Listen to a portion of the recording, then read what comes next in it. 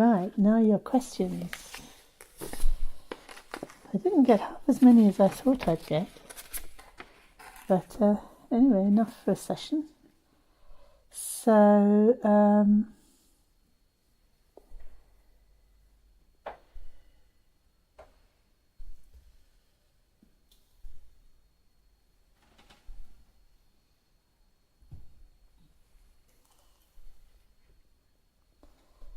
I was getting back into the topic, thinking about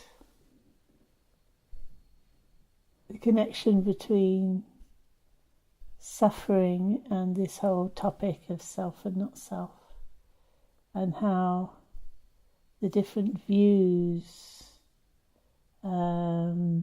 contribute to unpicking that whole area. Why do you need these 5? And in every case, if we're suffering, it's because we don't recognize our true nature. So if it's the Shravaka view, we don't recognize what is our self, and we mistake what is not self for the self. That's what Avidya is doing. So it's the first noble truth, isn't it? Cause of suffering, the Avidya. And because we don't recognize our true self, we cling to what is not ourself. So that's a connection between the avidya and the clinging or desire. Or sometimes we say first noble truth, cause of suffering. Sometimes they say desire. Sometimes they say avidya. There's that very strong connection. If you don't recognize your true self, you cling to what's not yourself, and then you get into trouble and suffer. So we cling to what is not ourself as ourself. It would work just as well to say we cling to what is not ourself as our true nature. It works just as well, doesn't it? We cling to what is not ourself as ourself. We cling to what is not ourself as our self-nature, our true nature. So that's why over time it starts to be called one's true nature, or one's own true nature, or the mind's true nature, or something like that, rather than using self, which is historical reasons why that happened, which I'm finding more and more interesting as time goes on.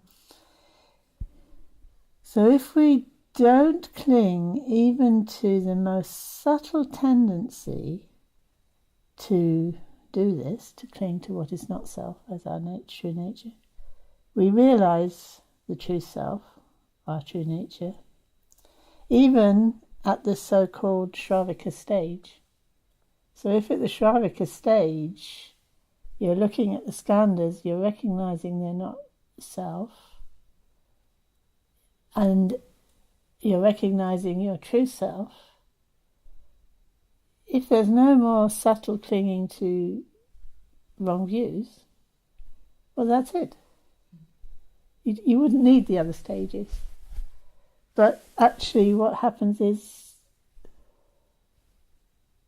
we do tend to cling to wrong views, and I'm very interested in how this switch from saying the Shravaka view is clinging to what is not self as a self, to not realizing there's no self, which seems to have come in very early.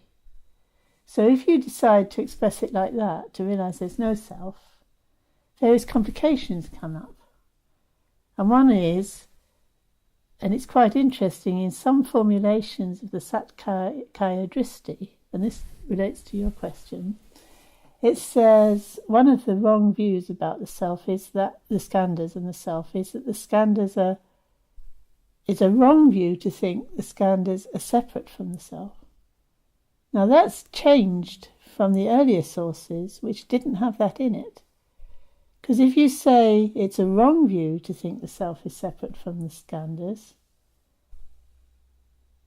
what is that saying? It comes down to that teach, when I listed those different versions of not self, it comes down to that very common one in the commentaries and the very common one around in the West now, that the self is actually the Skanders.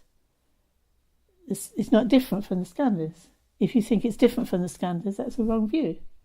And that's because they've turned that on its head, and I think they must have done it early on. They need all these other views to correct it. Because if you say, like the early, what the Buddha is saying is, look at the Skanders, and it's because they're Skanders you're looking at them. Okay, it is body, feelings, and so on, but because those are Skanders, they are to be rejected. So it's no possible way it would be a wrong view to say that the Skanders are different from the self. It would be a right view. But if you switch that around, then you have to switch all the teachings all around. Everything you say has to be switched around as time goes on, because you've said the opposite of what the Buddha said, but you're teaching what the Buddha said. So you've got to teach another opposite to correct the opposite you just taught, to get back to what the Buddha taught, which happens a lot in the tradition, actually. So it gets, as the tradition goes on, the formulation of the teaching becomes more and more complicated because of these faults that have come in, and yet the tradition hasn't gone wrong, but they've had to make it more and more complicated as it goes on. I'm telling you that as a hint. I mean, you're going to have to... It'll take you years to actually recognise, oh, that's what Shinpen said. You'll see all these complicated things and you'll try and understand them and you'll think them through, and you'll kind of get to the point where you think, well, how's that different from what the Buddha said in the first place? And you think, oh, that's what Shinpen kept saying. All this complication is historical. It's arising because of historical things that then have, to keep it on course, you have to say, okay, the teaching we receive from our teachers is true and right, but if you misunderstand it, it's the opposite of what the Buddha taught, so you have to understand it in a special way. So you need more commentaries to explain the commentaries that have already been there. Anyway, it did come up in these questions, you see, that's why I'm giving you that as a general pointer. So the first question comes from Patrick Genzin. I'm generally unclear on the consciousness Skander. At the moment I conceptualize it as a canvas where thoughts are projected. So when a thought arises, there must be a consciousness and it's not the real thing. So how do I discriminate between consciousness and a real insight? I already had a call related to this, I don't know. If there is something more to be said, introduced, explained or clarified, I would find that helpful. So I think the question is,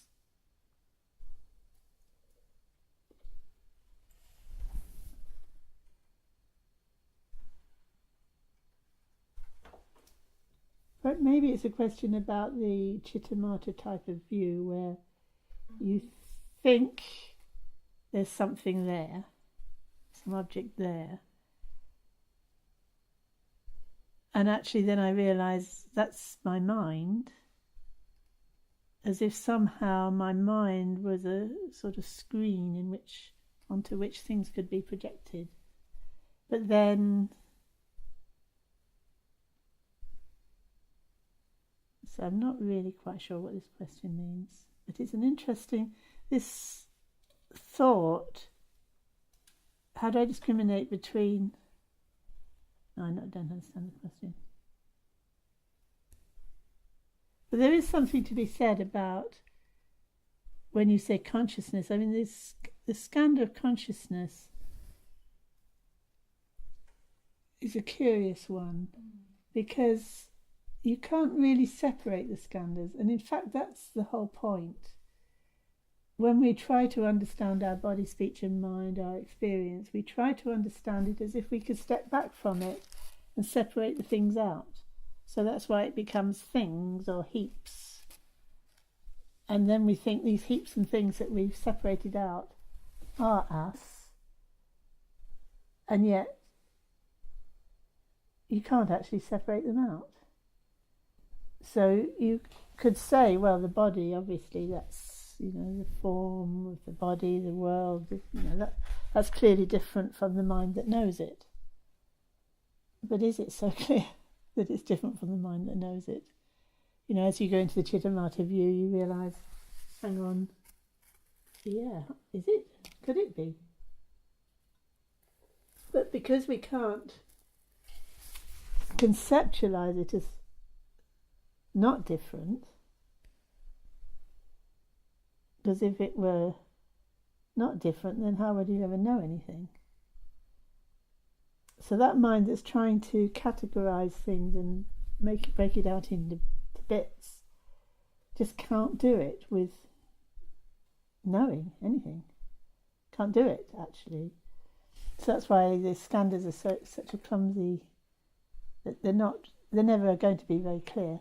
But it's interesting to try and, because it's easy to say, oh, well, they can't be distinguished, so okay, I've got that, next. But that's just, an intellectual understanding, because when you look, you realise, but I'm discriminating all the time, and I'm believing in these differences all the time. So that's what the practitioner is doing, looking at the contradiction between what is actually relatively easy to see, that they're not separable, reconciling that with, well, then why am I behaving like I am? So then one of the questions that came up was, well, then are we supposed to be looking at that when we're meditating? Like, I think one person's question was, well, Rinpoche said, when you've analysed and you have confidence and you're sure, you don't need to examine anymore. Just let go into the emptiness. And I always think, whenever he says that, which he frequently used to say it all the time, okay, now let's go into emptiness. Okay? You'd be so lucky. What do you take me for? I've not arrived there yet. But nonetheless, when he says that, now let go into emptiness, I kind of know he's right. That's the only way you will actually in the end be able to do it, by dropping all your concepts. So in a sense, in that instant when he says do it, you almost could do it, but you can't maintain it. So then, since you can't maintain it,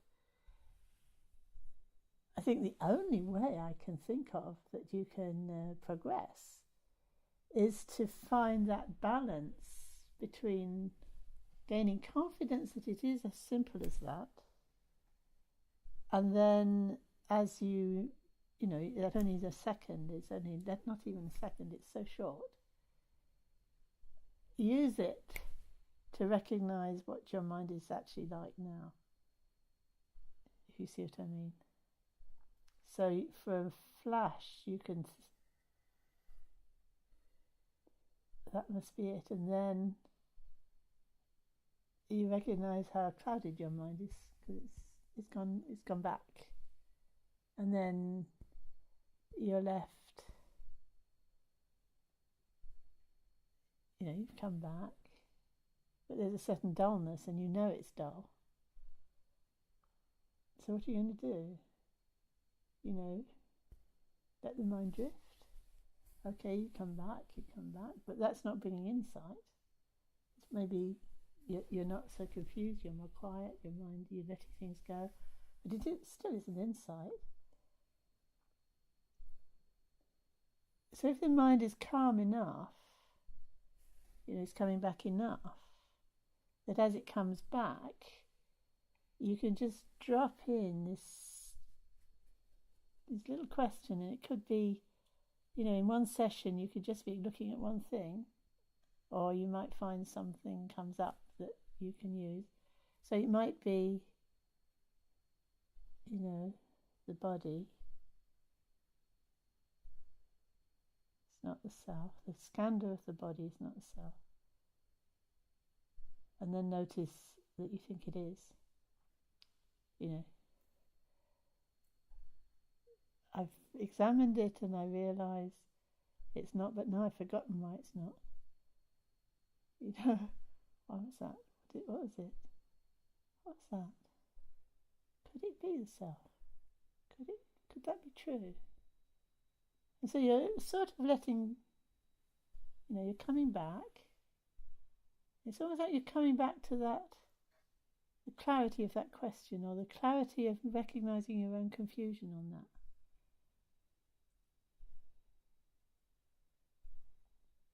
So it's not analysing or thinking about it theoretically, or very, it's not the main thing you're doing. The main thing you're doing is be genuine, I think. Just be genuine. I am thinking this is my body, this is me. Is it? What do I mean? And then you might just find, think, it's just, I'm just thinking it's me. I'm just putting a whole lot of things together and thinking it's me. What happens if I'm not thinking?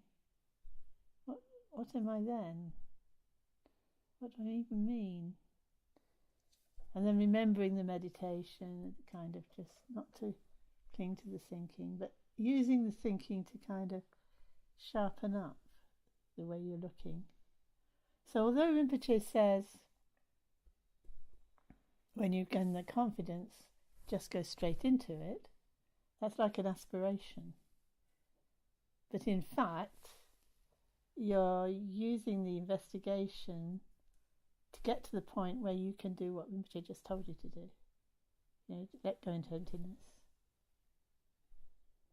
It's funny, isn't it? The first moment you hear it, you think, yeah. And then immediately you sort of think, what? What? So I think this is what everybody has to find, that balance for themselves.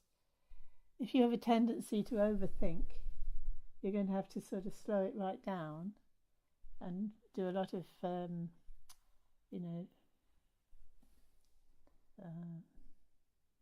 letting go of thoughts, not trying to grasp all the time, not trying to make heavy theoretical, I've understood it. If you've got that kind of mind, you're going to have to lighten up.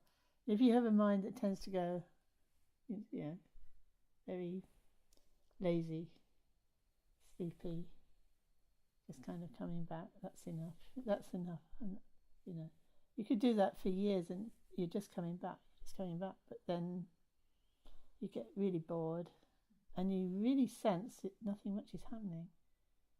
So then you need to kind of stimulate that a bit more so that you find the place where there's a contradiction between what you've worked out must be right and how you actually are.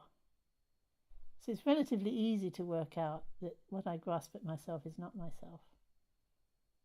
But then, as you're sitting there, you recognise that I'm still doing it. I am clinging to, my idea of myself as myself. We do that a lot, don't we? My idea of myself is myself, which is one of the Skanders. So then you might start to cling to the idea, okay, that's not myself, so I'm something else. But it's not going anywhere because it's just an idea still. So you're still clinging to an idea. So it gets more and more subtle, and you do have to work at it. You do have to notice. Okay, you might be getting upset about something, and you have to look and see, what is it that's... What am I doing? If actually I'm not... If I weren't clinging to the Skanders, I wouldn't be having this problem. So I must be clinging to the Skanders. I must be taking something to be the self that isn't self. And then, of course, when you're not suffering, again, you can look and you can think, so this is not suffering, so I'm not clinging, and how's that? And then you start to notice you want to keep that going. How do I keep that going? So I'm clinging again now, aren't I? And sort of taking that feeling, if it feels good, it feels right, I'm taking that to be, that's the true me, and I can somehow cling on to it, but that's actually something that's changing. It's Skanders again. So that I've sort of jumped ahead into, one of the other questions about, it was a sentence question.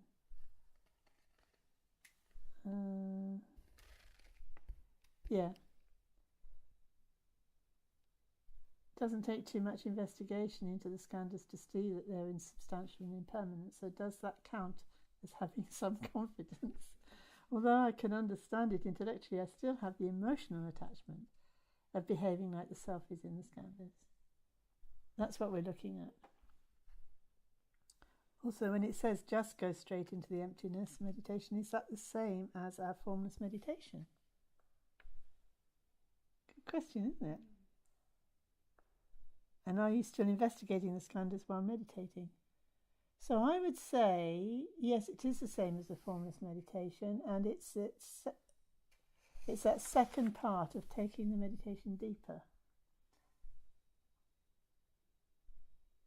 I'm hesitating because I remember I thought it had a whole section in there that I think the last time I looked I saw it didn't have that section in there.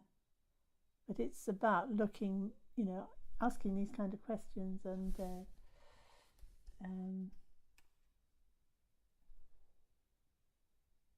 doing just what I said, recognising that dissonance between what you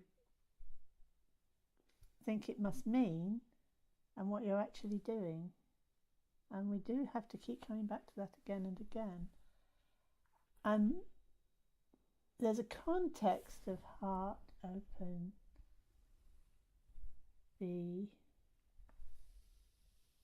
wake, open, be. That's the flavour of it.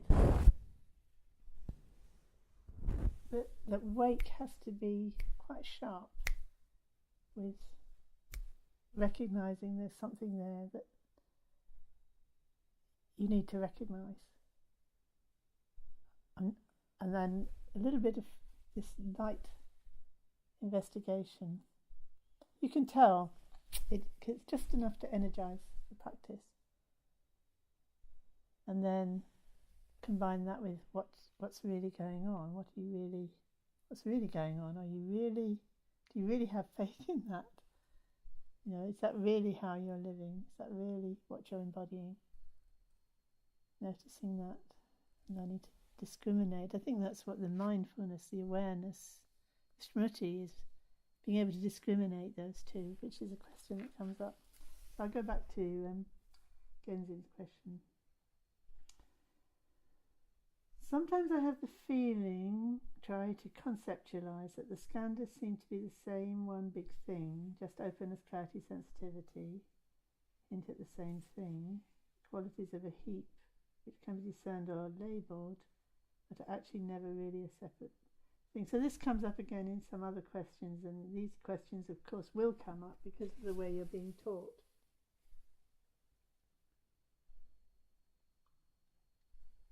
From the point of view of a high view.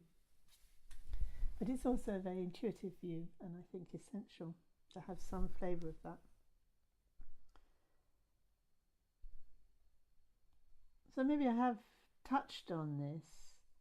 When you look at the Skanders by name, so you're looking at the body, looking at the feeling, looking at the perceptions, looking at the formations, looking at consciousness. I think we're tending to look for what those really are. which is good. But when we're using language of the Skanders, by definition, the Skanders are not what they really are. If you get what I mean. Because they're what we think they are. That's what we think the body is. We think it's all these things that we, it's the bones and the flesh and the last moment and the future moment. And all the things that we think add up and make the body. It's just a heap of things. And we sort of make them into the body. But when we notice that's constructed and isn't anything really isn't anything, because your mind that's constructing it sort of feels it's made something. It's made a solid, it's made this body, it's kind of, that's my body. It knows it kind of made it up, but at the same time it completely believes in what it's made up. I made it up because it's true, because it's real. So then you notice, actually I made it up, which means it isn't, what I made up isn't there, it's made up. So then it's quite a shock, because it's like there's nothing. But nothing is just another concept, isn't it? That isn't what your experience is. Your experience isn't nothing. So that's just a concept too. So then, what can I do with my conceptual mind? What can I do with it? And that's when you notice this conceptual mind trying to busily construct something. And that's the important thing to notice. Like letting go into space, it's letting that go into space. It's like letting that, losing the conviction that is reality. Yes, it keeps reasserting itself, but I can recognize it isn't reality. Don't know what is reality, but I can recognize that isn't. And I also can recognize just saying there's nothing, it's just another construction. Can I do it?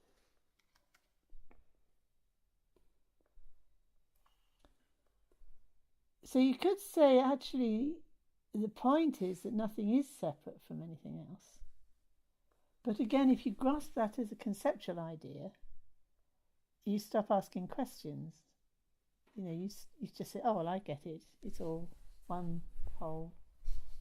Everything's connected and everything's inseparable, and and you stop thinking. You stop. Well, I say stop thinking. You stop.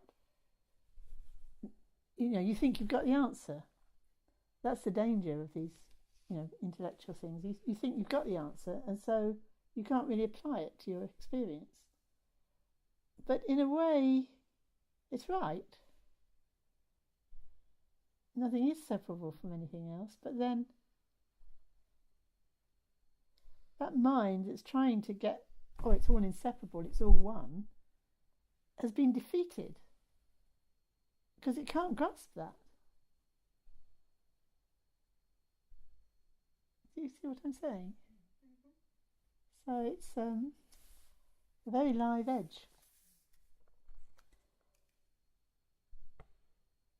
So then you could say, oh, I see, because it's openness, clarity, sensitivity, which we've examined and we've become very confident in. Oh, yeah, it is actually all openness, clarity, sensitivity. But that's not the answer. It's where to look. It's pointing you to where to look. So it's all inseparable, and it's all, when you can let go into that space beyond concepts, look there. And when you look there, you might have this clarity, look there. But that, you've got to really recognize that clarity to go anywhere. You can't just have a theory that it's openness, clarity, sensitivity. You've got to really go there. It's pointing you there, go there. And when you recognize that clarity has this responsiveness aspect to it, that's where your life is. Look there, that's where to look. But don't grasp. But it is pointing you there. So it is, yes, it's right. And you could say the whole idea of the Skanders arises from openness, clarity, sensitivity. But because you haven't really recognised it, you're just kind of intuiting it, really, but it's still quite weak. There's all these contradictions going on between how I normally think in terms of the Skanders and how it must be, which I'm just starting to know where to go to get that perspective beyond concepts. So the openness, clarity, sensitivity can't be conceptualized. So it's pointing you. It's a real pointing out instruction. It's pointing you. It's not a theory. It's a pointer. So yes, that's right. Good. So when you start to wonder what are the Skanders really, that's where to go. Go deeper into openness, clarity, sensitivity, and gradually it'll become clear what they are really. So when I do mantras or prayer practice, I sometimes realise that I recite the mantra while thinking about something else. Oh no, surely not. Never heard of that problem before. So then the question is good, interesting question. So whether it's intention or awareness or whatever it is, it's not aligned with what I'm doing or what I'm intending to do. And something seems disconnected, as if something is happening on two different streams. It's true, isn't it? As if we've got two minds. The one that's decided, okay, I'm going to come back, I'm going to meditate, I'm going to let go of, all my conceptual thinking and grasping. There's that mind. And then there's the mind that's just got a mind of its own. It's gone off. It's interesting, isn't it? Very, very interesting.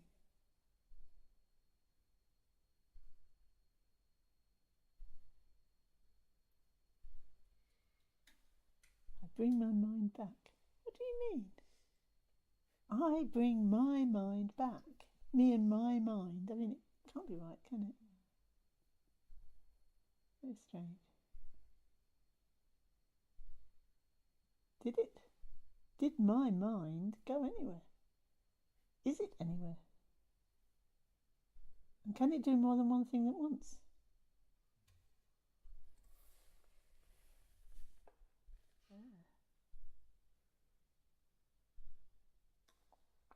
I would say yes.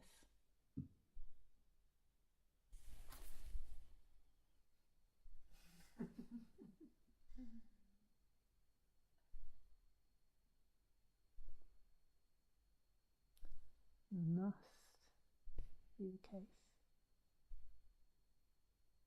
But then the nature of mind is not in time and space, so what would it mean to say it was it's doing separate things? Maybe everything it's doing at once is not in time, but it unfolds in time. They say that about dreams, don't they? They seem to last for a long time, but actually they're very, as far as they can tell. That makes sense to me. Like when you think of a story, or a word, or a sentence even. If your mind had to just know one thing at a time, how could it put it together? But you get the flavour of a sentence or a meaning or a word or a story, and the intelligence of the mind can tease it out and tease it out, can't it?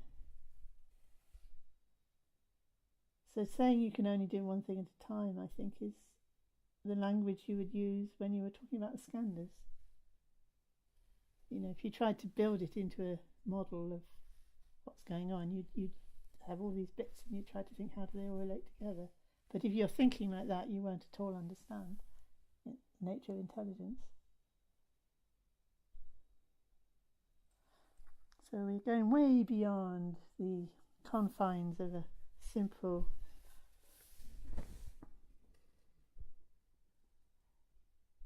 approach, but at the same time, you see the Buddha himself did talk about this. I'm looking on page 271 of Renan. And there's this lovely dialogue between Shariputra and a chap called Yamaka. What do you think of this, friend? And Yamaka is asking about the nature of the Buddha after he's passed away. And Shariputra is going through this whole dialogue. And he says, what do you think of this, friend Yamaka? Do you regard body, feeling, perception, the inner complexes, consciousness as the Tathagata? These are the Skanders. Do you think these are the... And he says, no, not so, friend. What do you think of this? This is Shariputra again. Do you regard the Tathagata as incorporeal, without feeling, without perception, without the inner complexes, without consciousness? And Yamaka says, not so, friend. And the same considerations ought to be borne in mind regarding this pair of questions as those made in the case of the previous pair as a conclusion of the foregoing autonomies. Shariputra tells Yamaka, I've lost the context of that. Then, friend Yamaka, if the Tathagata is not comprehended by you in this very life, as he truly and really is it fitting for you to explain things in this way? And this is what Yamaka had come in with in the first place. Thus do I understand the Dharma explained by the Blessed One, that the bhikkhu whose ashravas have been destroyed at the dissolution of the body is annihilated, is destroyed, is no more after death. So basically, when he asks that question, which is basically what happens to the Buddha or the bhikkhu when he passes away, Shariputra is saying, well, you've got this kind of... You don't understand their nature now because you're saying both that they can't be without bodies and feelings and so on, but you're also saying they can't have them either. And actually, that's right, isn't it? We can't grasp them as one or the other, or both, or neither. It's ungraspable. So it's exactly the same in our case. Before we're enlightened and after we're enlightened, it's the same. When we're alive and when we're dead, it's the same. So the question we're asking all the time, well then what are they then? Well, when we stop clinging to what is false as real, it will be obvious. And it will be the Buddha. It'll be the Buddha body, the Buddha feelings, the Buddha perceptions, the Buddha formations, the Buddha mind. So that's exciting, isn't it? But it's nice to read it in the Pali, isn't it? It goes right back. It's not like something that's invented later by the Mahayanists.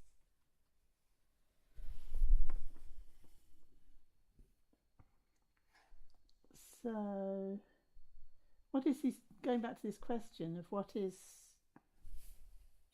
this doubling up of the mind, doing different things?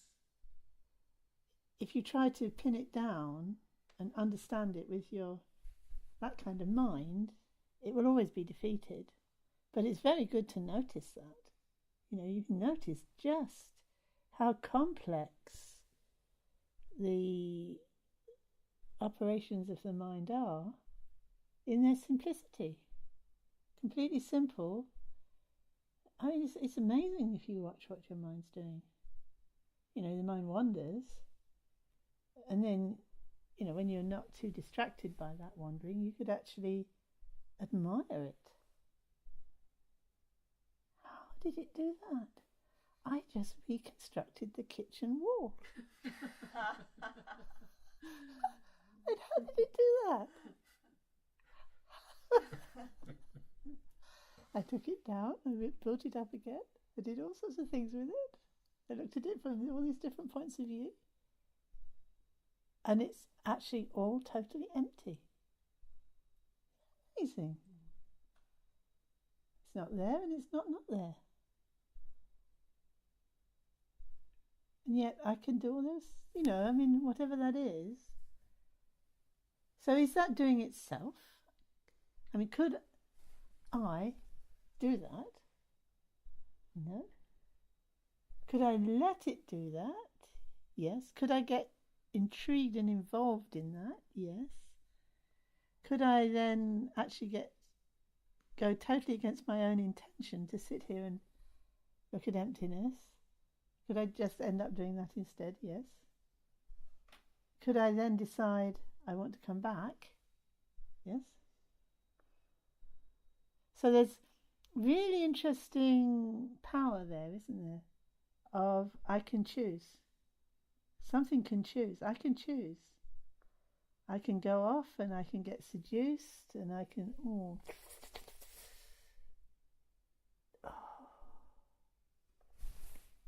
come back. You say, which is really me? What do I mean by me? It's interesting, isn't it? Because that was definitely intelligence, wasn't it? The whole thing was intelligent. But there is this element called, which I think is, I like the name volition for it. Chunder. Volition, intention, choosing, longing, liking, wanting, longing, desiring even. In Tibetan it's dumba, as in gendun, longing for virtue. That's the name, that's what they translate Sangha as. So that longing part, which we are calling the heart wish, aren't we? So if I, in my heart of hearts, if I really want to follow the Dharma, I really want to follow this discipline of meditation, I really want to train my mind to come back so that I can gain insight and understanding. I really long for that. Oh, yes. Oh, come back. So that aligning again with our heart wish is actually a faculty of our intelligence, isn't it? As is the playfulness of the intelligence that's doing all these different things. And then there's this other part which is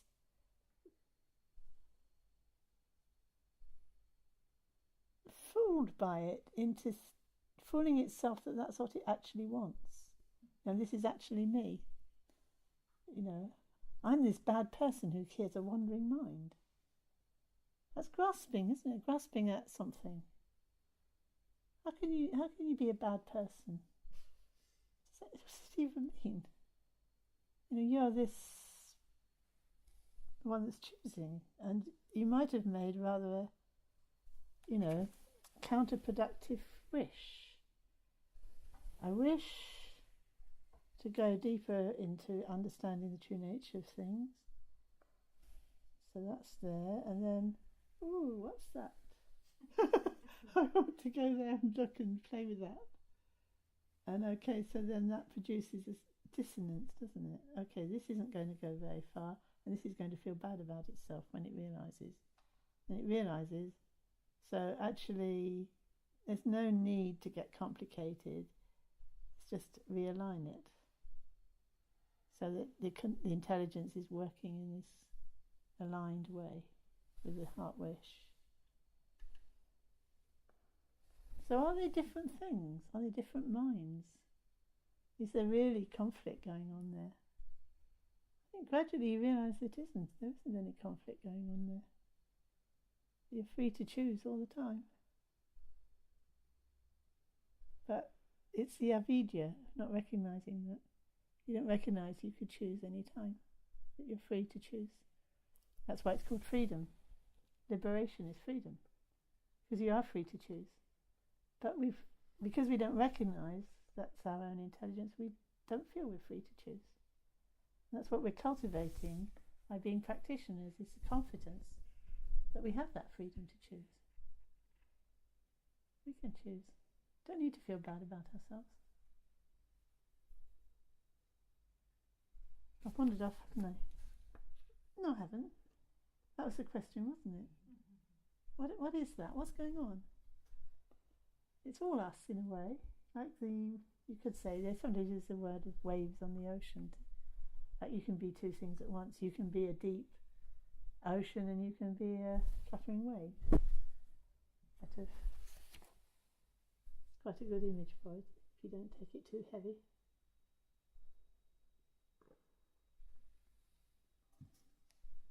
I hope that helps.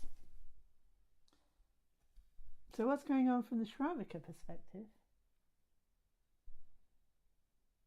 Well, if you've rejected the Skanders, which is the objects of that mind that's, constructing stuff, if you've rejected everything that the mind constructs like that, it's just intelligence. So is that what they would say in the Shravaka view? Well, in the progressive stages, I think Rinpoche avoids all those kind of questions by saying, well, if you've got that far, recognizing that the thoughts are just thoughts and they're not really me, not really, they're not the self, they're just thoughts. They're just like dream thoughts. The grasping, at least that is real, is all, you can let it go. So just let it go. That would be the Shravaka way of dealing with it, and it wouldn't try to go any deeper. That would wait till later. But if you look at the way the Buddha was teaching, by not grasping at the Skanders, you would actually recognize, as Bahiya did, that actually that's all you have to recognize. Drop the Skander element of your experience, and then you have the true experience, and it's self-liberated. So Bahiya, as soon as he just stayed with his experience as it was without adding the Skanders to it, it was self-liberated, which is, that's the Dzogchen way of expressing it. But clearly that's what happened. So he was already liberated. So if you're calling that the Shravaka view, it's great, isn't it? I mean, you're already there. So I would distinguish between the Shravaka view as put forward in the Mahayana Sutras and even the commentaries from the way the Buddha was teaching the Shravakas, which I think was direct enlightenment, was direct pointing out, and I think they were just getting enlightened straight. All the signs were there, weren't they? They were becoming arahats very quickly. Because they were in his presence, basically. That's what I think. Okay, Patrizia quoted this during a call which helped me a lot. Self-awareness can never be an object of the mind. So that's right, that's what we're saying, isn't it? That made me realise that I always tried to take self-awareness as an object, or at least something ungraspable.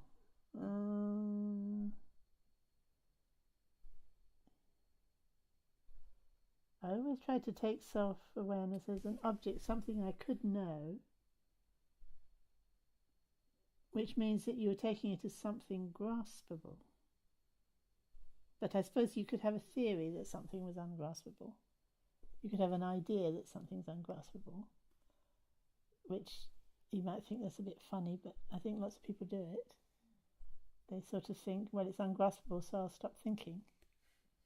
And then they think because they've stopped thinking, that they've now realised the ungraspable. But in fact, they've dulled out. Yeah. So I don't know if that's relevant to the question.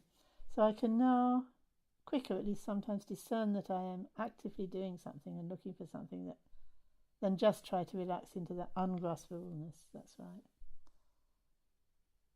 And it's very tricky. For a moment you recognise, it's truly ungraspable.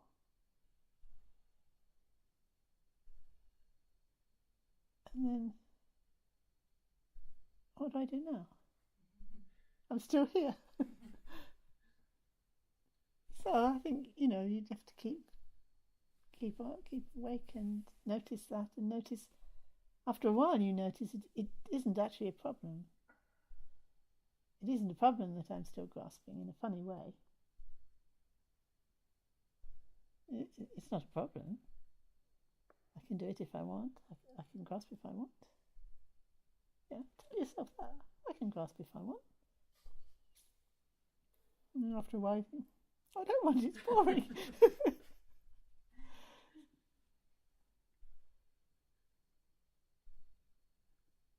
Yeah, it's important.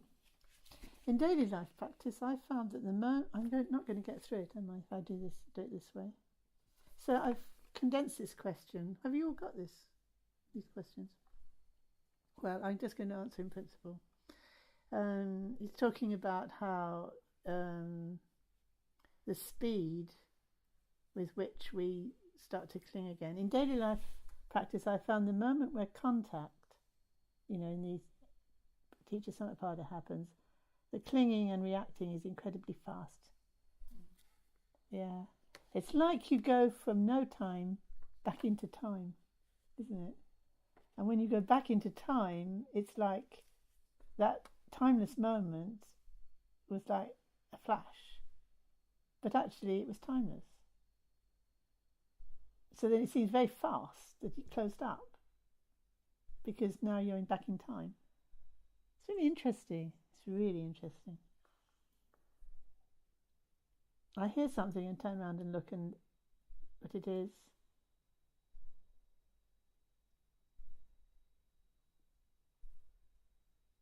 Yeah, so yes, it's important not to be angry when you realise that.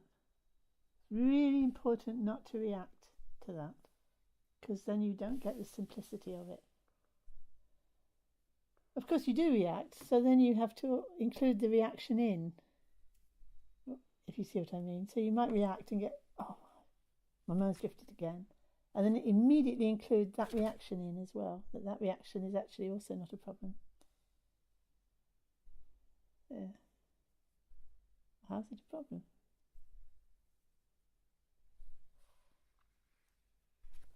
Last and only, there are moments where I could not help but think that the Shravaka view doesn't completely describe the whole of what I am experiencing or trying to conceptualize. If there's something missing, which we filled in with the upcoming views. Well, yes and no. If you were really able to let go of the grasping, something would happen even in the Shravaka view. It is actually, in a funny way, from the way the Buddha taught it, is actually complete. These then will expand the view, but the later views will actually help you to get into the ballpark. So the self is not also... Yes, what the Skanders are, I mean, in the progressive stages, it just goes up to the Shentong view. But it's almost like the Shentong view is where it really first... That's where it starts to get interesting. What I'm talking about now, about, intelligence, this is actually where you go once you've gone through the Shentong view. If you didn't have a Shentong view, then that wouldn't make any sense, if you see what I mean. But because you've come into the Dharma through DHB, you're all primed for a Shentong view. So that's why you're asking these kind of questions, which is great. But, the Shravaka view is a good way to get to the point where you would understand Shentong, because you would be rejecting the Skanders. The self is empty of these constructed Skanders. So it is pure Shentong.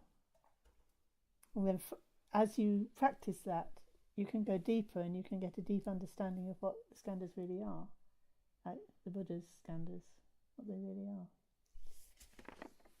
So you don't need to restrict yourself and think, oh, I've gone too far. This is supposed to be the Shravaka view and I've got to stay in the Shravaka view. You can just use it as a way to sharpen up your Shentong view.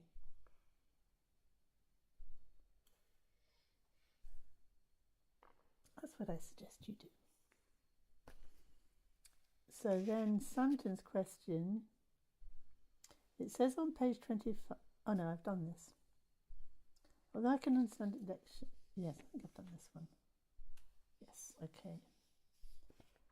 I've been reflecting on what causes me the most suffering in life, and it seems to be thoughts and views. It's true, isn't it? Obsessive thoughts even when it's physical pain, it's thoughts that cause me the greatest suffering and torment. I really relate to this one. How long is this going to go on for? What if it never stops? Isn't that it? What if it never stops? And this idea that it's been going on for a long time. Well, actually, all the suffering that's been going on before is gone, so why is it bothering you now? And all the suffering that's going to come, it's not here now, so why is it bothering me now? Strange, isn't it? And yet we construct this whole thing, this whole story around it, and it becomes unbearable. Well, we say unbearable, but of course we are bearing it. I mean, there's no other options. We can't not experience it, and if we're experiencing it, we're bearing it, aren't we? But it's really, I can't not react to it, isn't it? I can't not react to this. And then you kind of, or can I? Can I not react to it? Can I not react? What is a reaction? What would not reacting be?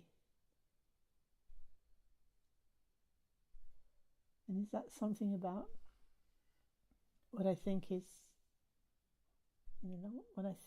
that whole sense of what I'm identifying with? I'm identifying with an idea of myself without this experience, aren't I? Or there's this me somehow that exists somewhere that could be without this experience, and I'm attached to that. I can imagine not having this experience. I want that. I want to not have this experience. Strange, isn't it? Because suffering's so real, isn't it? And yet, if you think about it, we're choosing it. I'm choosing to react. I've lost my sense of, I've lost that clarity about my true nature, and I'm clinging to something because I can't see my true nature. And that's why we're clinging. The avidya and the clinging, two sides of the same coin. So that's why these yogins always thank their suffering for acting as their goad. Because when we're not suffering too much, we can let ourselves off the hook, can't we? I think, well, a little bit of avidya doesn't really matter. It's only a little bit of avidya, sort of. I'll get round to it someday. But when you're really suffering, it's like, this is desperate. I need to realise it now. Otherwise I'm going to suffer. And so it's good to remind yourself of that if you're not suffering too much. Imagine you are. Imagine yourself in the worst possible scenario and think, if I was in this worst possible scenario, I would have wished that while I wasn't in this situation, I had been practicing ready for it. But now I've got no choice.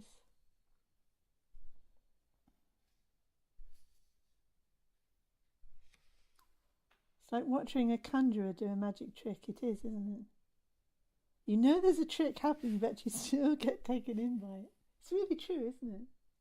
It's really true, and I think that's where it's good to know there's two sides to this. I mean, yes, there's me trying to catch that trick, but at the same time, there's the blessing of the, I am in this mandala of awakening. There is the blessing of the Buddha that it is actually pervading me, and as soon as I open a little bit, it's going to get in there.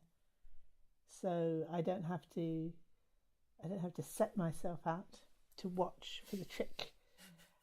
I can actually sort of think, yes, there is a trick. I can rely on, my true nature, my connection with the Adhisthana of the Buddhas, and just keep watching out for that trick. from a place not of me grasping and pouncing, but from a much more wider perspective to just catch that trick. It's very clever. It's a clever trick. I don't think so. Yes, the question was, would knowing that these thoughts are impermanent and insubstantial be enough to stop you getting caught up in them? It isn't, is it? Has anyone ever found it was enough? No, I never found it was enough. Just knowing they're impermanent. I mean, I just explained to you perfectly how not to suffer. You know, when I've got a bit of wind pain, does it help? No. It doesn't. But does it help when I remember that connection with the lineage? Yes, it does actually. Yeah. And then I notice my reaction. I notice the point where I think, nope, that's it. You know, the voice of Lordly judgment. That's it. You've done this for not long enough, and it's bad for you now. You know, you'll just get upset if you carry on. You know, the voice of Lordly judgment sort of comes in very strongly, and I obey it. You know, oh yes, that's right. That's right. I mustn't try too hard. Just. But you know, one of these days it won't be a matter of I've got a choice. You know, it'll be you either let go of this reaction or you suffer. It's your choice. So.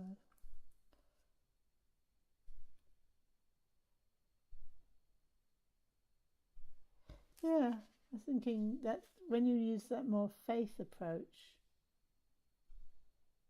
it's more like it helps you to discover what's other to the Skanders.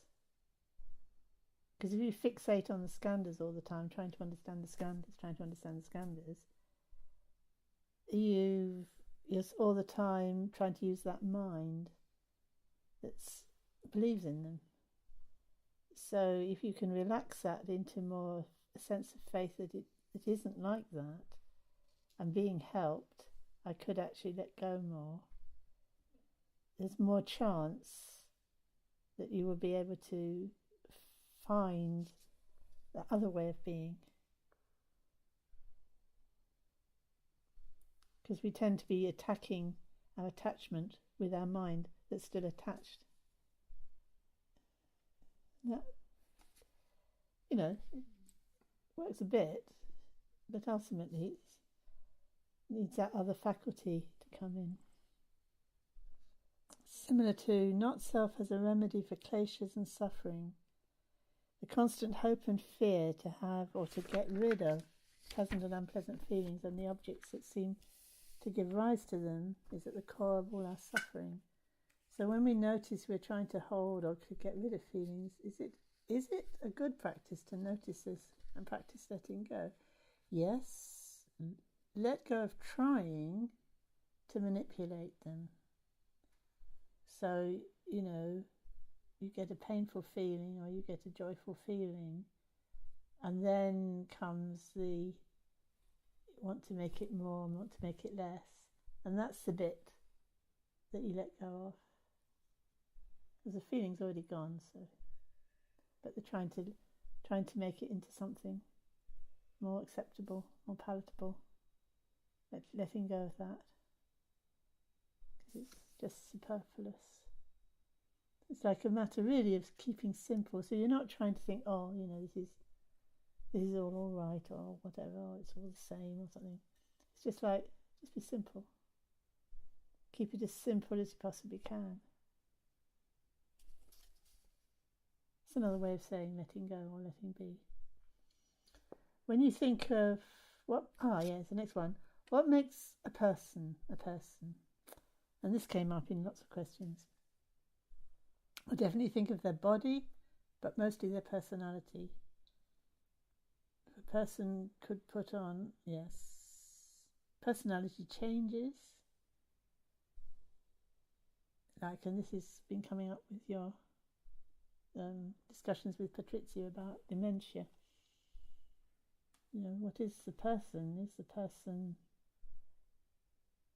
what we think of as a person, like the behaviour we're used to?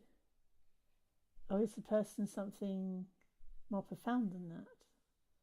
And definitely we're going in the direction of the person is something more profound than that. We're going in the direction of the person is the Buddha. It's a Buddha. We're all Buddhas. So, the fact we might be temporarily deranged is just more of the same, isn't it? we are temporarily deranged. But what's essential to our being hasn't changed. And it's quite interesting, Patricia's been looking at in terms of the feelings and needs, the feeling of, what's important to us when we're, if you see somebody who's temporarily deranged, somebody with dementia, what's important to them, then they're adopting strange strategies to reach the same goals, the same needs as we have now.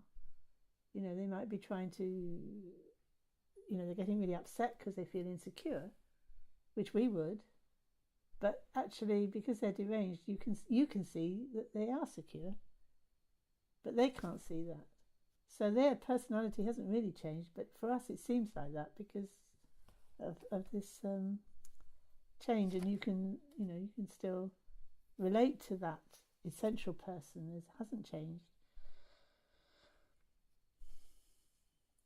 So it is the huge question about what is a person in Buddhism. I think it's very clear from that quote from the Pali, right from the beginning, a person has been what the Buddha is when he stopped clinging to the skandhas. So then I skip to Heike's question. If all skandhas are empty, and if all what a person or the real self really is, in essence, is openness, clarity and sensitivity, what is it that makes one self different to another?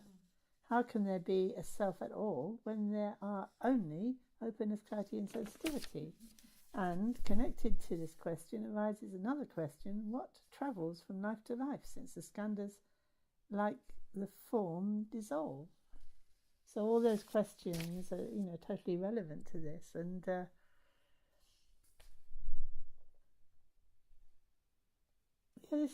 this question of do we all end up as an amorphous blob comes up in the THB, doesn't it? Like, if you take that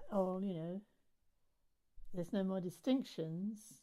Once you stop clinging to the skandhas, everything disappears. Then how come Buddhas talk to each other? And they do, don't they? They talk to each other. How can the Buddha teach other beings if he's completely become indistinguishable from all other beings? That's why I think it's quite helpful to think in terms of Mandala principle, so that what we are, each of us is a mandala, and each of us is an all-pervading mandala. It's like the centre point of an all-pervading mandala. And you could say that a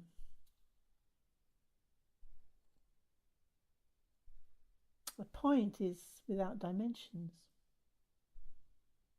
So when we draw points as separate from each other, it's already distorted what points are. In the same way with all of us. Once we distort the reality of what we all are, we put ourselves as separate. To be anything, to distinguish one from another, we have to kind of put them in a different space and a bit of different time, and then we can understand there's lots. And if we didn't do that, we couldn't understand how there's lots. But on the other hand, when we talk in our heart, we can understand how they can all be in our heart. Intuitively, can't we? Like when you think of, reaching out to others in your heart,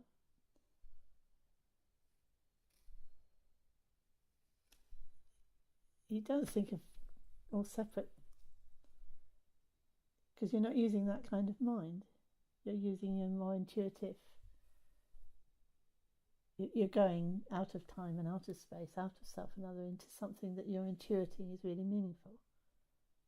Good for us. Good for us. Even the popular press is able to do this from time to time. Just makes that leap. Our hearts go out to them. We've taken them into our hearts. And it has tremendous meaning, and everybody knows it has tremendous meaning and want to hear it. But we don't even pretend, do we, to have a theory of why that's possible. It's kind of... But actually it's very, very accurate. It's very, very accurate. So if you make that connection between how quickly we get confused when we represent a point as a dot on a page, we immediately become confused, don't we? To think, oh, then another dot would have to be separate. Even though we've defined the spot as being without dimensions. And it's exactly the same thing we do on the emotional level with people. We define the person as not being in space and time, as being something far more meaningful than that. And then we try to represent it by the person in their body in this time and space, which we can demolish intellectually as being totally useless, meaningless. Lives a bit of a while, then dies. What's the use of old ones? What's the use of sick ones? It's what Patricia was saying this morning. But we don't say that because we intuit there is meaning. I think rightly. So yes, we are in essence openness, clarity, sensitivity, and therefore we can manifest as mandalas, and those mandalas are really the power of the Buddha to manifest compassion for all beings. That's what our power is, and we just kind of temporarily deranged. Yeah. But that can be corrected, and then we're just what we always were. So what is it that makes oneself different from another is a very interesting question. I think it's an amazing question. I know you're different from me. That's the joy of it. I know you're other people. That's the joy. I can meet you.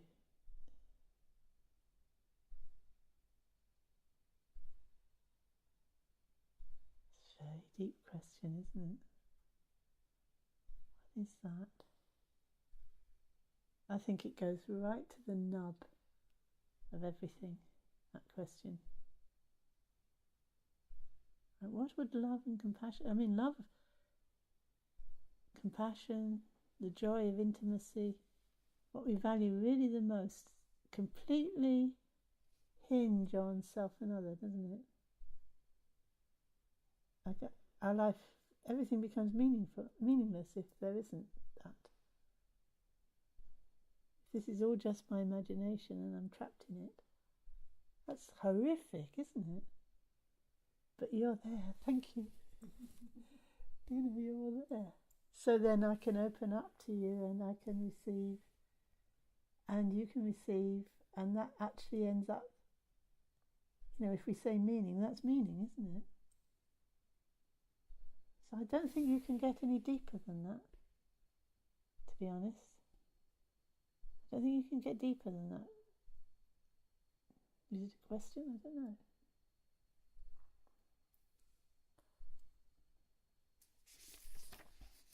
And there's not a self. I think it would be wrong to think that there's a theory of self here. We're not talking about a theory of self. We're just using language naturally. So taking that as a given, that this is the most profound thing, is self and other. And we just naturally, our whole intelligence is about the play of self and other. There's no doubt about it. So we don't have to think, I have a self. We can't even start talking without an understanding of self. So when I'm asking myself, well, what am I? It's a given. You can't go any further into it and say, well, what is, you can't define. It's just like the, what's the word I'm looking for? It's like, I can't think of the word. But you can't break it down beyond that. If you're going to doubt that, then there isn't anything of any meaning or any Dharma or there isn't anything of any interest. We know what this is. This is our starting point for talking about anything. So this is what we mean by self, the starting point. And that can't actually, when you look at that, it can't have any meaning without other. It's like the other. It's like that. If we can't take that as given, I don't think we can take anything as given. It's the only thing that's meaningful. It's the only thing worth talking about. It's the only precious thing in the whole universe. So if we can't agree to have a word for that, then there's no discourse. So that the I isn't a theory of I, it's just that fundamental understanding of self and other. So what's most important is to understand that nature of self, which can't be understood without the understanding of other. Actually, they're integral. And of course, beyond the words that are describing them as self and other. So yes, what travels from life to life is, of course, this is what, if you're thinking in terms of people being these separate things, and this life and next life are somehow, there is no connection between the things in this world and in the future lives and the world. There's no connection. So how could they ever have any connection? But if actually the idea that these are all separate is actually just a very crude distortion of the nature of reality, you end up with something a bit like the way,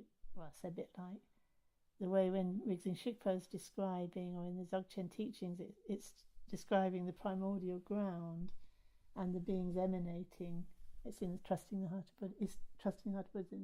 It's like that we emanate from that primordial ground, or you could say these mandalas just emanate from it.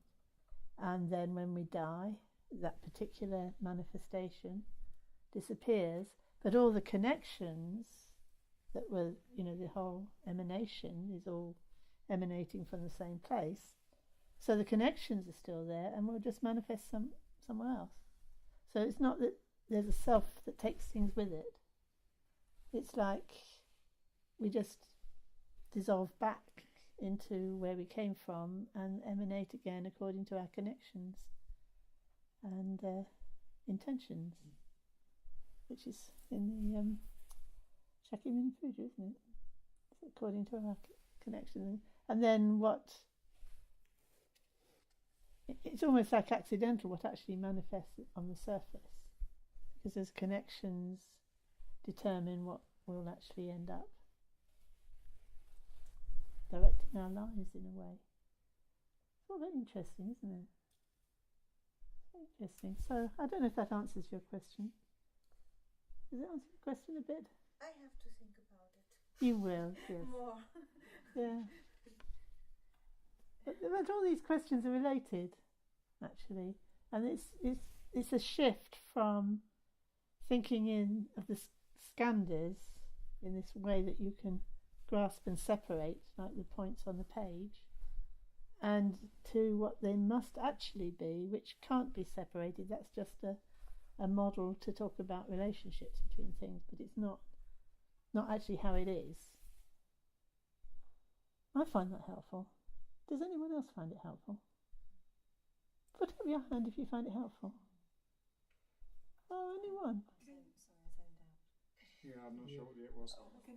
When I use these two images of the point and the heart, do you find that helpful or just confusing? You mean like the point being dimensionless, Yeah. being distractible, Yeah. essence being dimensionless? Yes, like the way we represent a dimensionless thing with dimensions and then get confused. Yeah, definitely. Yeah. And then the heart thing, I think we all find helpful, don't we? Yeah. I find that really helpful to remember that. Oh, I do it all the time. Yeah. Okay, then there's a question again about person and personality, so I think I've probably done that. So, yeah, the personality, what we usually call a personality that can change when you have dementia, that's clearly the constructed Skander of formations, isn't it? It's just something constructed. That's what I think of as my friend or my relative. And then they start manifesting behaviour which I don't recognise. Actually, that's because that was Skander's actually. But what then I do recognise, if I actually can touch them where they really are in their heart and what they really want, or what they really that goodness in their heart really. It's not changed. It's just they're manifesting very differently. Now, this is last question. No, not quite. Is the fruition of letting go of the Skanders of feeling to experience no more attraction and aversion or dulling out? Or is it that one still experiences this but isn't bothered by it? Unruffled? Yes, I think that's right. You let go of grasping the Skanders of feeling as if it was you. So you can let go of that grasping. Let go of grasping. I wrote this, so I'm trying to understand what I wrote. You let go of grasping Skander of feeling as if it was you. So you have the Skander of I'm feeling this pain, I'm feeling this pain, I'm feeling this pain. Oh, I'm having a long pain. Oh, it's too long. Oh, will it go on? So I'm making this into a pain, and then, oh, I'm doing that. That isn't actually me. I don't have to grasp at the pain like that.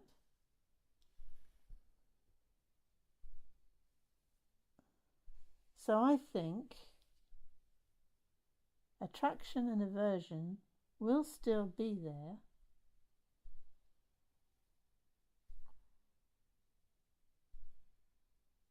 and then the shmriti, the mindfulness faculty, will cultivate what's skillful and attractive in a skillful way, and reject what's unskillful. So that's what the Buddha is talking about all the time.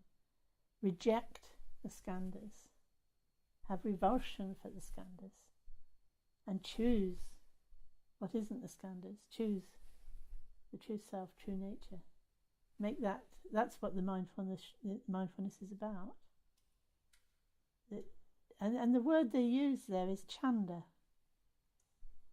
It's this dumba, this longing or intention or volition or choosing. You use that. That is what the shmriti is about. It's very closely connected with Chunder. It is quite interesting because at the same time you could say it's about not choosing. In the mindfulness movement they talk about not choosing, don't they? And in Zen I think they talk about not choosing.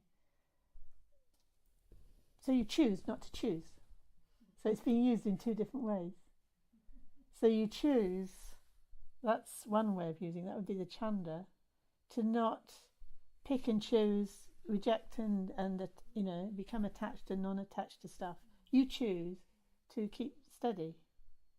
So that you're using the Chunder to reject that grasping mind that's trying to grasp something or reject something. So it's the true choosing. So both are true. It's funny, isn't it? Yes, you go beyond the mind that's picking and choosing by choosing to go that way with a great passion and a great longing. Interesting. So you don't become passionless, but you direct the passion to true happiness. So you would still experience very strong aversion, I would say. So to whatever is threatening to the Dharma, you would have extreme aversion to it. Anything that threatened, the welfare of beings, you'd have a very extreme aversion to it and sort it out. We'll cut through that. The true aversion.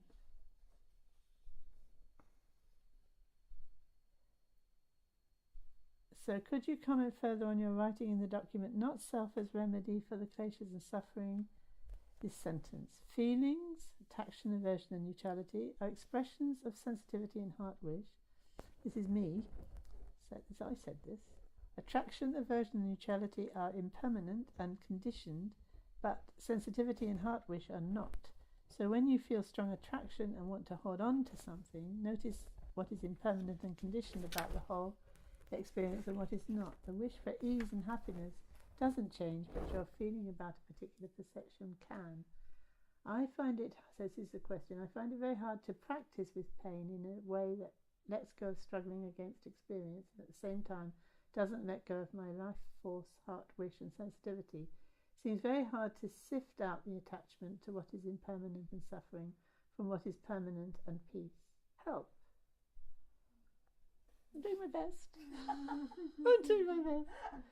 It is not, this is really, this is really what enlightenment's all about. It's really hard. It's really hard to make that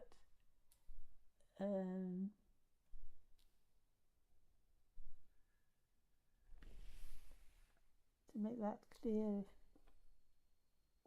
It's the most difficult moment, isn't it?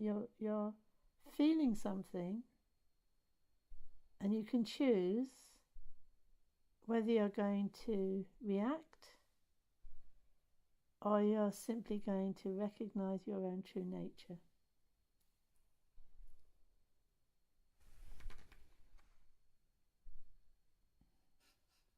Stark choice. And when we're all geared up to grasping, we in a sense we've lost that freedom to choose. And it's quite interesting, isn't it, when Lama Punsot was here and he was telling us to that we make punya by walking around the stupa, and he was saying Westerners think that somehow they should be able to meditate on Mahamudra and get it. They don't realise if you haven't got the punya, if you haven't got the right conditions, then you won't. So you've got to practice walking around the stupa.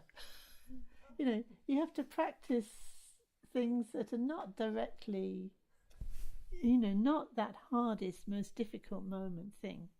You're going to have to practice something that keeps you in the ballpark, connects you to the mandala, allows time for the old habits to wear out and, for the right conditions to come together. I think sometimes as Westerns we think we should be able to do it. We should be able to get it. Even this most difficult thing of all, we should, what's wrong with me? I can't get it. Well, why would you expect to get it? This is enlightenment.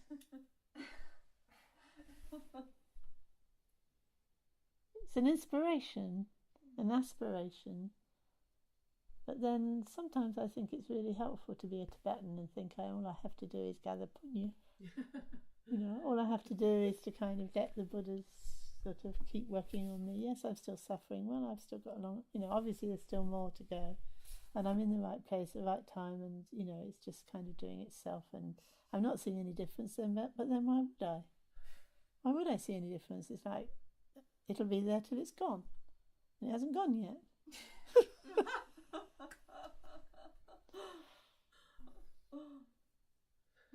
That's a tough answer.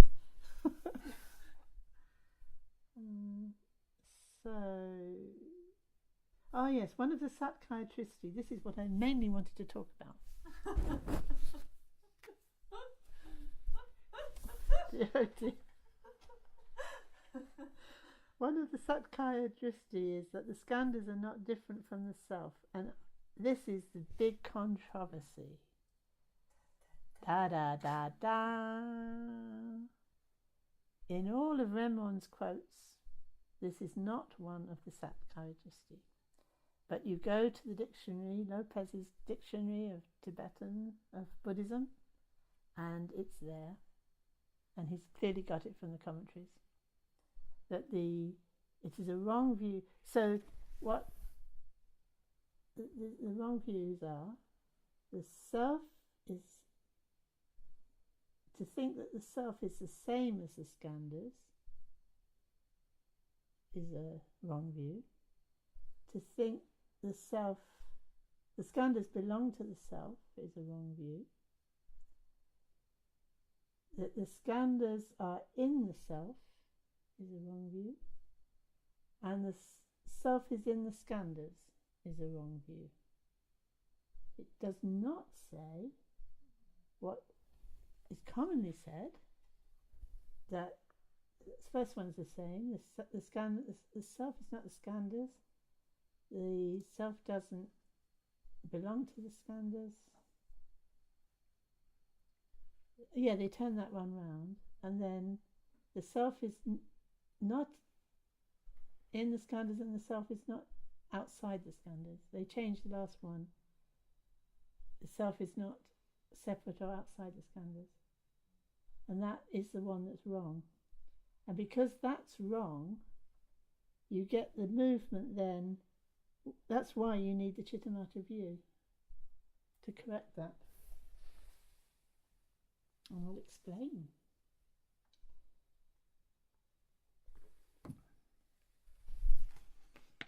So, finishing your question, could you say more about how to practice the loosening of our grip on the Skanders as not me and not mine?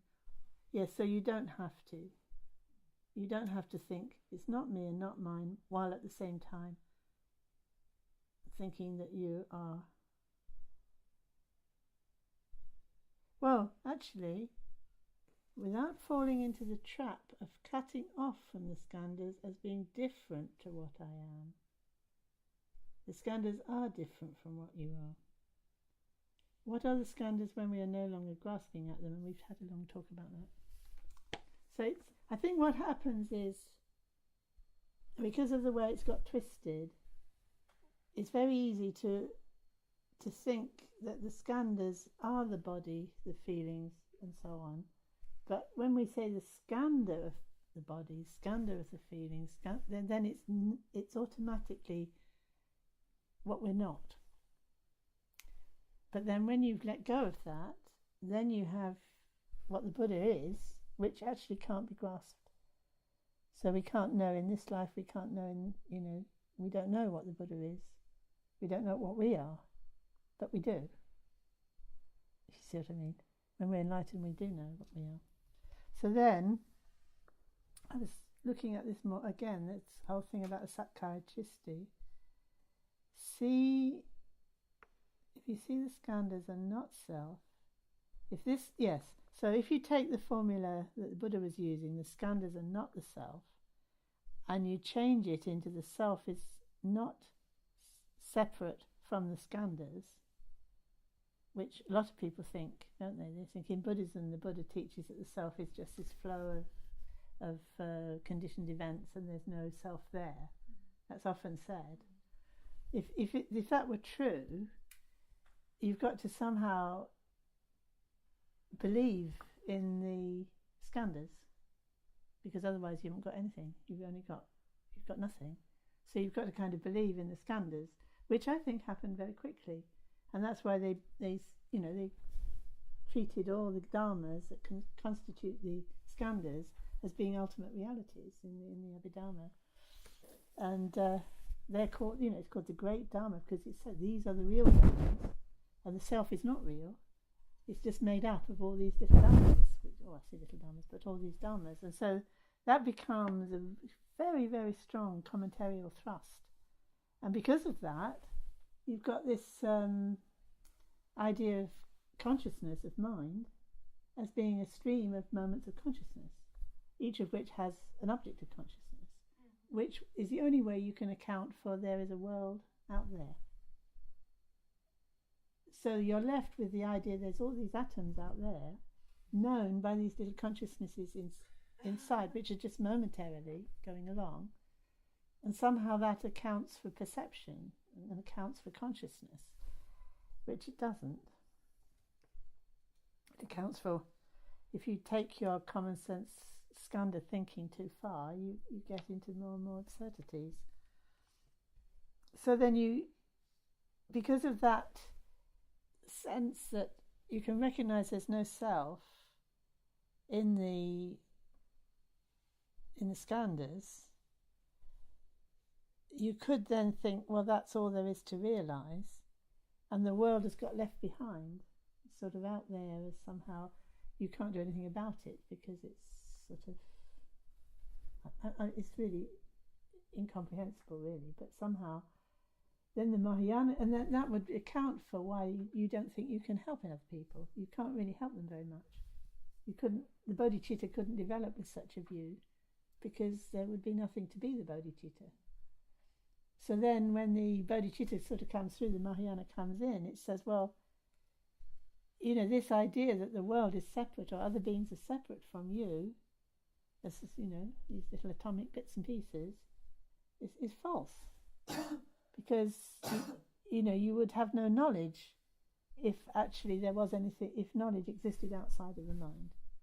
So then you have this correction of that you have to recognize the self. What did I put? I thought I was very clever when I wrote it.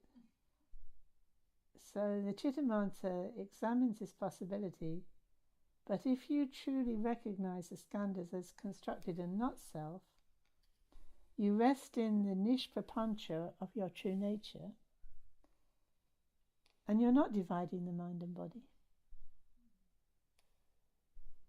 So if you never did, if that was enough, if you got it straight away, you wouldn't need the Chittamata view because you wouldn't have that view anyway. You wouldn't have any view because you would have seen all views are skandhas and you rejected all views, and you're just resting in metta. Just rest in metta without any views. That's the Metta Sutta, isn't it? Going beyond all views, rest in metta, go beyond all views. Bob's your uncle. That's all you need. It's good, isn't it?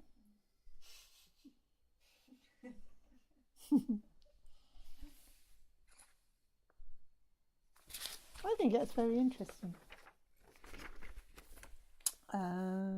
So then Daichi is asking about detachment from the skandhas, which is actually right.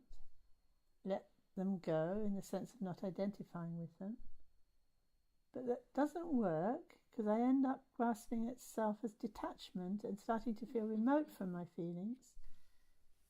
So then you go on to say the aim of the meditation is not to let go of the skandhas, but rather to see them as what they are, as not self. That's right. So you don't need to detach yourself from them. You see they're not self, so eventually you see what that is, what you've distorted. So that sounds good. So my feelings are not to be let go of, not to be abandoned or somehow exiled. It feels to me like it comes right back to the First Noble Truth. I think it's interesting because when we say feeling, we're not saying Skander of feeling, are we? If you're saying Skander of feeling, you do reject it. If you're saying feeling, that's talking in English, and that's got this possibility of having a broader range of meaning than perhaps the original would have had. it feels to me like it comes right back to the First Noble Truth, yes. No feeling, which I can only do by stepping right into it and seeing through it. 'Tis my sensitivity, my life force redeemed, as it were. Essential see-throughness of feelings.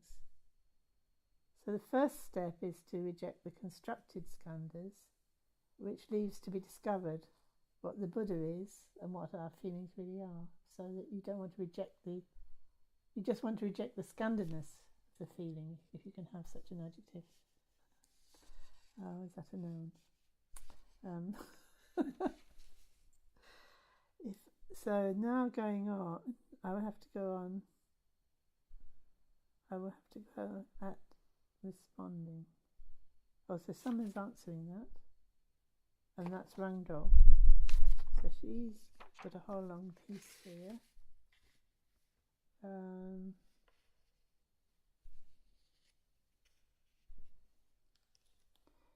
Ending up with, there's an all-included discriminating knowingness that just does its own thing. It's a bit like what I was talking about, intelligence, isn't it? The heart knows it full well and recognises the truth of the idea of emptiness, the ridiculousness of so-called separate parts, but at the same time can be aware of a sense of separation which longs to be united with what can only be itself. The longing is both longing for its own freedom whilst at the same time recognising its interest. So yes, and then she uses the ant image. I love this turn of phrase. She says, yet deep-seated thoughts continue to persistently arise as if I was operating from the narrow view of a stray, faulty-wired, lost the plot ant. That's true, isn't it? Little separate selves doing our thing. Yeah. So the last sentence, until thoughts come in and I suddenly realise that I had identified as a person again, although a grateful one. It's as if we clamp down so that our all-pervading individual personness that I was talking about, that we are these amazing all-pervading beings, each one of us. Isn't that wonderful? We're each an all-pervading being. But then, because we don't recognise it, we start attaching to the skandhas, or trying to fix things down and sort of maintain. And because it is so false, of course, trying to maintain it is an absolute nightmare. Rinpoche talks about that, doesn't he? About trying to maintain this self that made of the skandhas. And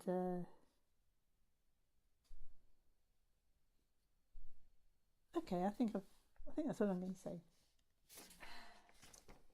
Any further questions? I hope that was helpful.